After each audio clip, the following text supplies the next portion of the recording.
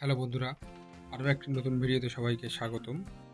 তো আজকের ভিডিওতে আমরা দেখাবো কিভাবে 2002 সালের এসআইআর ভোটার লিস্ট ডাউনলোড করবেন, বা কোন কোন জেলার নাম এখন আছে বা কোন কোন জেলার নাম বাকি আছে এখনো উঠতে। তো চলুন সমস্ত ভিডিওটা আমরা দেখে নেব।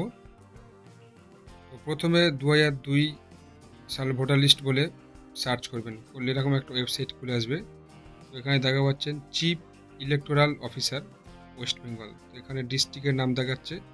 তো প্রথমে আছে কোচবিহার, তারপরে জলপাইগুড়ি, দার্জিলিং, উত্তর দিনাজপুর, দক্ষিণ দিনাজপুর, মালদা, নদিয়া, হাওড়া, হুগলি, মেদিনীপুর, বাঁকুড়া।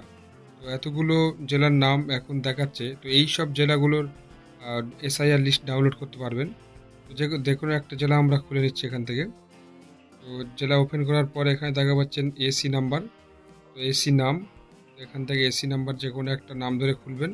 তারপরে দেখা পাচ্ছেন পুলিং স্টেশন নেম, তারপরে ফাইনাল রোল বলে লেখা আছে। তো ফাইনাল রোল এখান থেকে ক্লিক করব।